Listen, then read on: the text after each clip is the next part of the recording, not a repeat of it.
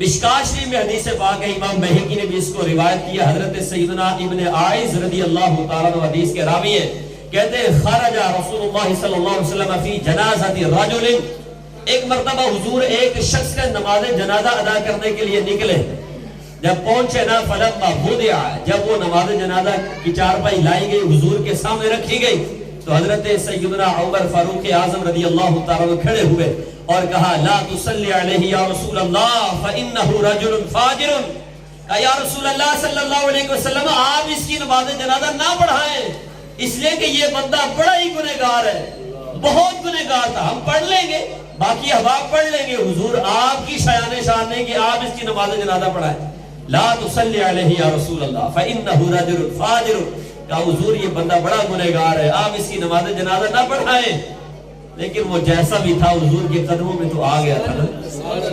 وہ جو بھی تھے ان کے آواز جیسے بھی تھے سرکار کے قدموں میں وہ پہنچ گیا تھا۔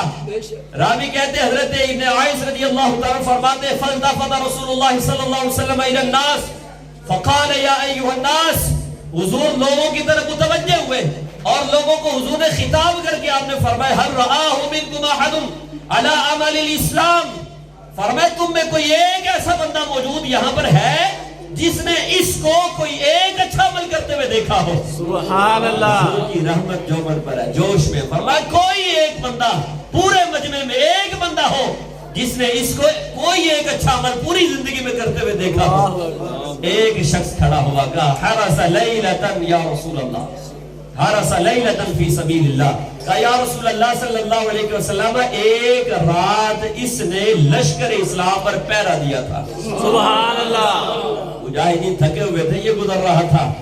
اور اس نے کہا تم سو جاؤ میں پہرا دیتا ہوں، تو اس نے رات مجاہدین سو گئے، اس نے کھڑے ہو کر تلوار نکالی اور پہرا دیا تھا، اور یہ ایک عمل ہم نے اس کا ساری زندگی میں دیکھا ہے اور اس کو کوئی اچھا عمل کرتے ہوئے نہیں دیکھا۔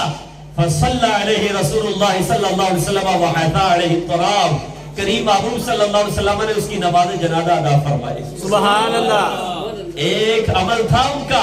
حضور نے نماز جنازہ ادا فرمائی، وحیثا علیہ التراب، پھر کرم اتنا فرمایا کہ اپنے مبارک ہاتھوں سے ان کی قبر پر مٹی ڈالی۔ سبحان اللہ، اور پھر مزید کرم کیا فرمایا، فقال اصحابک یظنون انک من اہل النار وَأَنَا أَشْهَدُ أَنَّكَ مِنْ أَهْلِ الْجَنَّةِ، حضور قبر مبارک پر کھڑے ہوئے اور کھڑے ہو کر ارشاد فرمایا کہ تیرے صاحب اور ساتھی یہ کہہ رہے ہیں کہ تو جہنمی ہے اور میں یہ گواہی دے رہا ہوں کہ تو جنتی ہے۔ سبحان اللہ، سبحان اللہ، ساری زندگی خطاؤں میں گزری، نیک عمل کیے نہیں، ایک عمل کیا، حضور کے قدموں میں پہنچے۔ ہائے ہائے، شاعر نے کہا نا میری معراج کہ میں تیرے قدم تک پہنچا،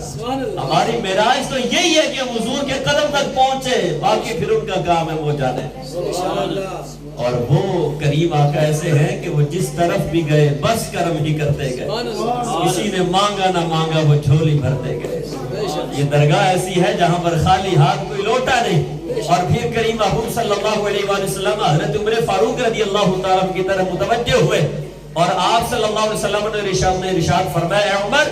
انک لا تسأل عن اعمال الناس ولكن تسأل عن الفطرہ، فرمایا عمر تم سے لوگوں کے اعمال کے بارے میں نہیں پوچھا جائے گا، یا حضور نے اصلاح فرمائی حضرت عمر فاروق کی، اے عمر تم سے لوگوں کے اعمال کے بارے میں نہیں پوچھا جائے گا کہ یہ کیسے عمل کرتا تھا، یہ کس طرح کا بندہ تھا، ہاں تم سے فطرت کے بارے میں یعنی اسلام کے بارے میں پوچھا جائے گا کہ یہ مسلمان تھا یا نہیں تھا۔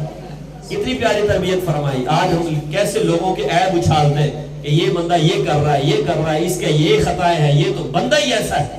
آپ امیر کے پاس چلے جائے تو انہوں نے اپنی لسٹ کھولی ہوتی ہے، جی ہے بندہ انجدہ ہے، وہ انجدہ ہے، فلانا ہے، انجدہ ٹمکانا ہے، انجدہ ہے۔ رسول پاک صلی اللہ علیہ وسلم نے فرمایا انک لا تسأل عن اعمال الناس،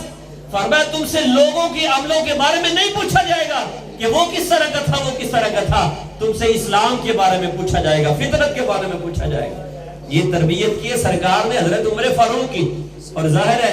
کہ پھر تربیت حضور کی سب کے لیے، ہم سب کے لیے بھی ہے، صرف حضرت عمر فاروق کے لیے نہیں ہے، یہ ساری امت کے لیے یہ حضور کی تربیت ہے کہ کسی کے اعمال پر نہ جاؤ، اپنی خامیاں دیکھو اور لوگوں کی خوبیاں دیکھو تو تم ضرور فلاح پاؤ۔ ایک بہت بڑی عظیم ہستی، بہت بڑے بزرگوں نے یہ بات کہی تھی کہ اگر تم اللہ کا قرب پانا چاہتے ہو اور بہت روحانی منزلیں طے کرنا چاہتے ہو تو ساری زندگی اپنے عیب دیکھو اور لوگوں کی خوبیاں دیکھو بس. ہمارا صاحب الٹا ہے, ہماری خوبیاں میں نظر آ رہی ہے, میں کیتا ہے, لوگوں کے عیب نظر آ رہے ہوتے ہیں کہ اس نے یہ کیا وہ کیا. تو میرے بھائیوں اپنے مزاج کو بدلو.